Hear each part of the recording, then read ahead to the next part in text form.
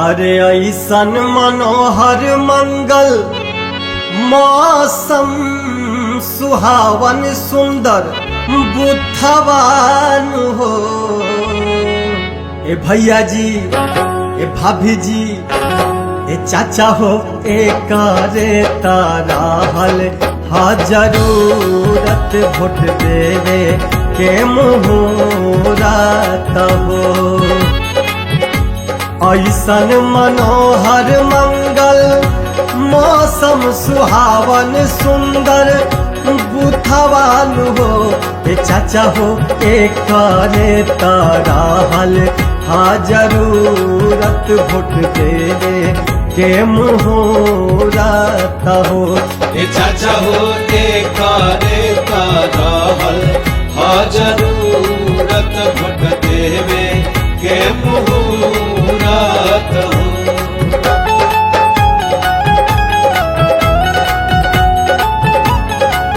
अरे ना हो ना, हम वोट देवे ना जाई भाई, हो जब बहुते झमेला होई। अरे हमारा जनाता बहुते भीड़ होई है, बूथ पर परेशानी होई हो। ना ना ना सुनी ना, ए भैया हो, बूथ पर सिपाही हुई है, वो से ऊपरा सेक्टर मजिस्ट्रेट हुई है वो। ओइजा कोनो दिक्कत ना होई, हवा पकोनो ना झमेला हुई है, ना कोनो परेशानी हुई है हो। चाचा हो, बूथ पर सिपाही हुई है, उसे ऊपरा सेक्टर मजिस्ट्रेट हुई है वो। ए भैया हो, बूथ पर सिपाही हुई है, ओहसे ऊपरा सेक्टर मजिस्ट्रेट हुई है वो।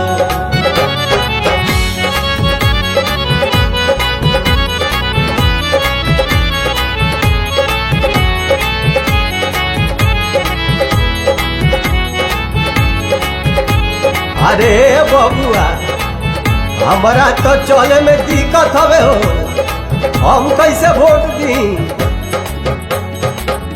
अरे बाबा खाती व्हील चेयर आ दीदी खाती अलगे से लाइन हुई है हो। सुनी लो सुनी ना, ए भैया हो, चला सभे दिन भर मतदान बड़ुए, आपन अधिकार बड़ुए हो। चाचा खाती व्हील चेयर, दीदी खाती अलगे से लाइन हुई है हो। ए भैया हो, चल सभे दिन भर मतदान बड़ुए, आपन अधिकार बड़ुए हो। ए भैया हो, चला सबे दिन भर मतदान बड़ुए, आपन अधिकार बड़ुए हो। अरे हमरा बताव बुथ पर कैसे निगरानी होई, ना कोनो मनमानी होई हो। ना ना ना सुनी ना, भैया हो, बूथ पर निगरानी, वोटिंग प्रोसेस सीसीटीवी के जुबानी हुई है हो। अच्छा ऐसन बा, बुथवा पे करे तो सावधानी होई, ना कवनो मनमानी होई हो।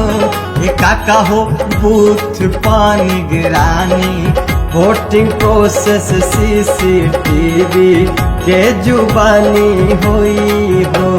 ए चाचा हो, बूथ पर निगरानी, वोट प्रोसेस सीसीटीवी के जुबानी हुई है वो।